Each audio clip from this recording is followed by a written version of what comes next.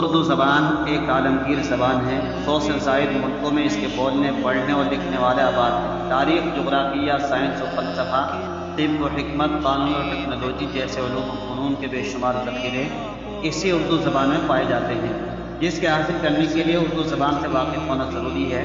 اگر آپ بھی ان تمام علوم و فنون کو سمجھنے کے لیے اردو زبان کو اردو گرامر کے ساتھ سیکھنا چاہتے ہیں تو ہمارے یوٹیوب چینل نوشاد ٹیچ کو سبسکرائب کریں اور سیکھیں اردو کو پڑھنے اور پڑھانے کا آسان انداز اور طریقہ تعلیم۔ پیارے بچوں، آج کے سبق میں آپ سنیں گے تنوین، کہ تنوین کس کو کہتے ہیں۔ یہ بات آپ کو جان لینی چاہیے۔ 2 زبر، 2 زیر اور 2 پیش کا نام تنوین ہے۔ 2 زبر، 2 زیر اور 2 پیش کا نام تنوین ہے۔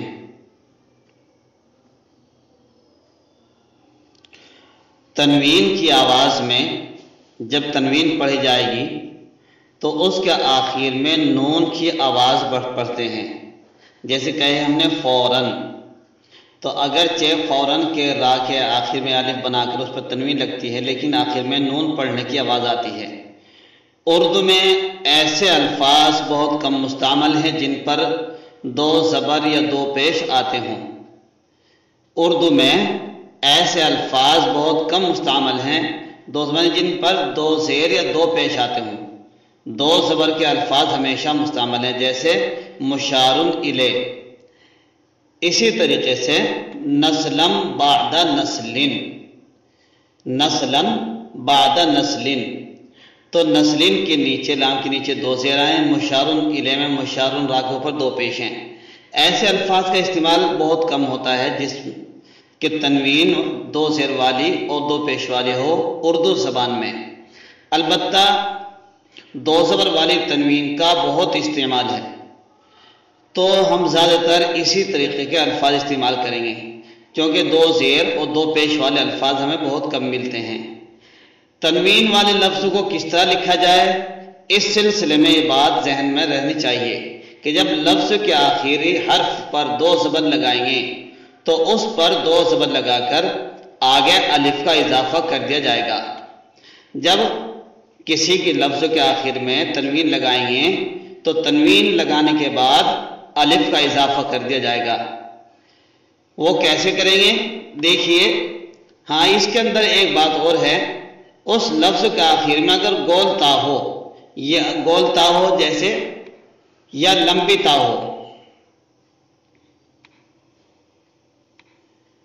یا اسی طریقے سے ہائے مختفی ہو، یہ بات سمجھ میں آ گئی ہوگی کہ جب کسی لفظ کے آخر میں جب تنوین لگاتے ہیں تو آخر میں الف لگاتے ہیں، اگر چاہے وہ گولتا ہو، یا یہ والی گولتا ہے، یا یہ لمبی تا ہو، یا ہائے مختفی ہو۔ ہائے مختفی کہتے ہیں جو ہاں پڑھنے میں نہ آتی ہو، یعنی چھپی ہوئی ہو۔ اس سے پہلے ہم ہائے مختفی کے تعلق سے ایک ویڈیو بنا چکے ہیں، اس کو وہیں دیکھنا چاہیے کہ ہائے مختفی کس کو کہتے ہیں۔ اب ہائے مختفی والے الفاظ وہ کیسے استعمال ہوں گے، ہم آپ کو کچھ مثالیں دے کر بتاتے ہیں۔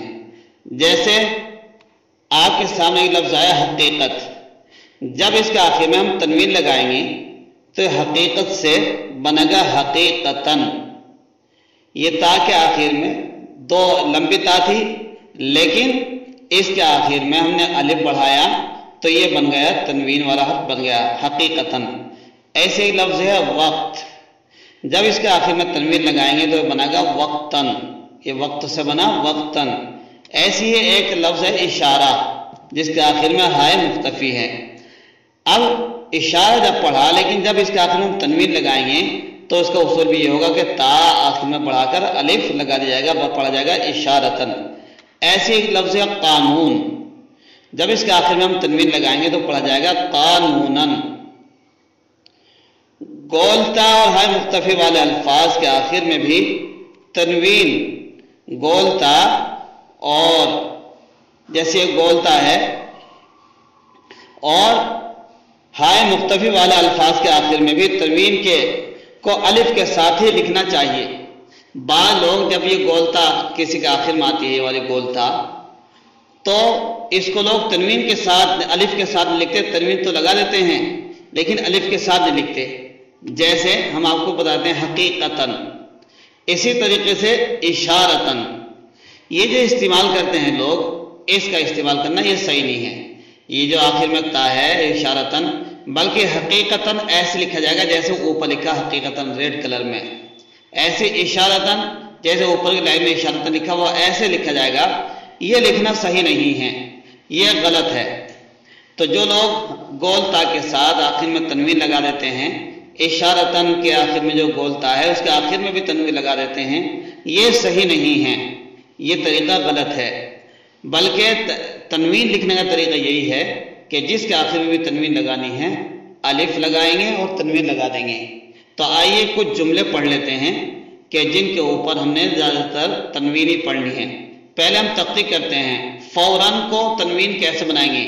فوراً جیسے فو، اس کے ساتھ ہم نے را کو پلس کیا، پلس الف کے ساتھ کیا تو بنا گیا فوراً ایسے، لیکن آواز جو نکلے گی وہ اس طریقے کی نکلے گی فوراً، لکھا جائے گا یہ والا فوراً، یہی صحیح ہے، یہ نہیں لکھا جائے گا، لیکن آواز اس طریقے کی نکلے گی۔ اسی سے ملتے جلتے کچھ جملے ہیں، جیسے پڑھیے عموماً، خصوصاً، قانوناً، مثلاً، جبراً، مجبوراً، کتابتاً، سہواً، اتفاقاً، قطعاً، تقریباً، شرعاً، خطابتاً، وقتاً، نطقاً، عادتاً، حقیقتاً،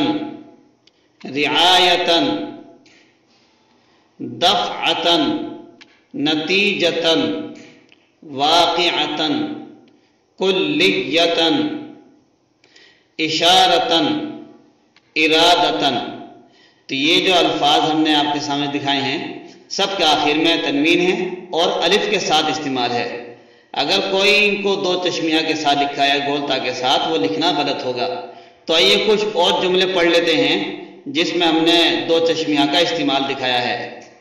پڑھیے جملے، آپ فوراً مدرسے تشریف لے جائیے، آپ فوراً مدرسے تشریف لے جائیے۔ لوگ عموماً آپ کو ولی کہتے ہیں۔ ہمیں آپ کا کام قطعاً پسند نہیں۔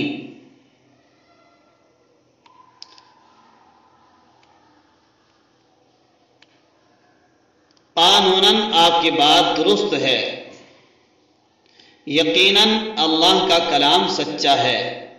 کسی کو عداوتاً مارنا برا ہے۔ چوری کرنا شرعاً گناہ ہے۔ زبان کو نطقاً، کتابتاً، خطابتاً تینوں طرح سیکھو۔ استاد نے اشارتاً کہا، کسی کی چیز جبراً مت لو، وقتاً فوقتاً آ جایا کیجیے۔ تو یہ وہ جملے ہیں جن کے آخر میں تنوین کا استعمال کیا گیا ہے۔ ہم نے زبان کو سیکھنے کے لیے ایک ویڈیو بنائی تھی کہ کسی بھی زبان کو سیکھنے کے کیا اصول ہیں۔ وہ 3 اصول بتائے گئے تھے، ایک نطقاً، کتابتاً، خطابتاً۔ کسی بھی زبان کو سیکھنے کے 3 طریقے ہوتے ہیں، نطقاً بھی سیکھا جاتا ہے، کتابتاً بھی، خطابتاً بھی۔ اس ویڈیو کو دیکھیں گے تو اس کا کافی فائدہ ہوگا، اس کو بھی دیکھ لینی چاہیے۔ آپ جب پلے لسٹ میں جائیں گے ہمارے یوٹیوب چینل کی تو اس کے اندر ایک عنوان سے بنی ہوئی ہے تاریخ اردو۔ تو اردو تاریخ کے تعلق سے ہم نے کچھ ویڈیو بنائی ہیں کہ اردو کیسے ہندوستان میں آئی، اس کی کیا تاریخ ہے، اس کے پیچھے بہت مدلل وہ ویڈیو بنائی گئی ہیں، اس کو دیکھنا چاہیے۔ اور اس میں کچھ پڑھانے کے اصول اور طریقے بھی لکھ کے بتائے گئے ہیں، وہ بھی دیکھنی چاہیے۔ ایسی جو آج کا سبق تھا تنوین کے تعلق سے، ہم نے بہت بنیادی اصول بتائے ہیں، اس کو دیکھیے، اس کا املا بھی کیجیے اور نقل بھی کیجیے۔